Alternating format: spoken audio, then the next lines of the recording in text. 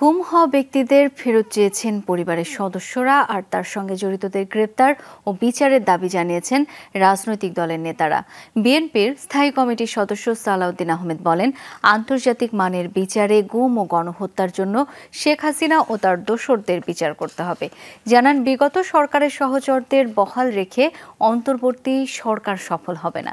জাতীয় জাদুঘরে এক আলোকচিত্র প্রদর্শনীতে যোগ দিয়ে এসব কথা বলেন তিনি। এর আগে সকালে আরেক অনুষ্ঠানে বিএনপির এই নেতা জানান, সরকারের সংস্কার কার্যক্রমে সুনির্দিষ্ট সুপারিশমালা তুলে ধরবে তার দল। পুরানো দিয়ে নতুন নিতে আজই চলে আসুন আপনার নিকটস্থ ওয়ালটন শোরুমে। এক একটি ছবি যেন এক একটি গল্প, যে গল্প বর্তমানের বাস্তবতার, যেখানে হাহাকার স্পষ্ট মিশে থাকা শোকে, ভয়ে কিংবা আতঙ্কেও।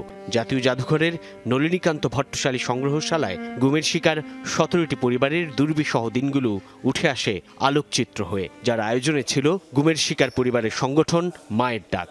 আমরা আর গতকাল কেঁদে যাবো, আপনারা প্রশ্ন কেন করেন না? আয়না করে লোকগুলা কোথায়? 2 মাস হয়ে গেছে, কেন এই লোকের সন্ধান আপনারা চাচ্ছেন না?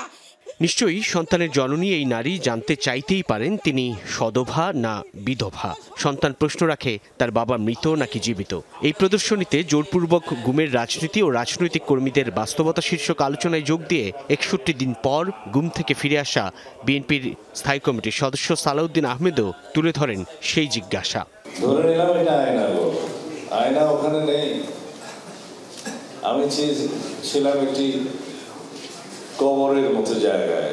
কাদেরকে কোথায় কোথায় হত্যা করেছে, তাদের কবর কোথায় যদি থাকে।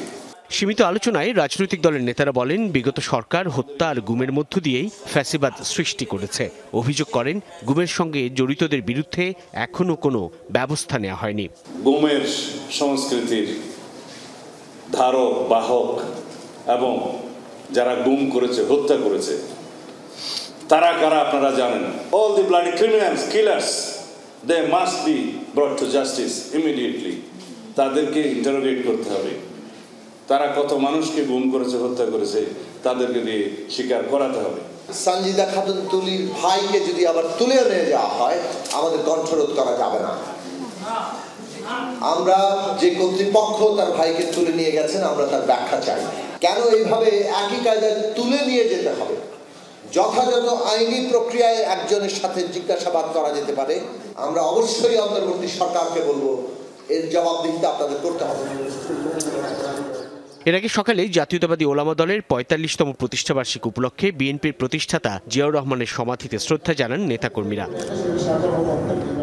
সাইফুদ্দিন রবিট, যমুনা নিউজ, ঢাকা।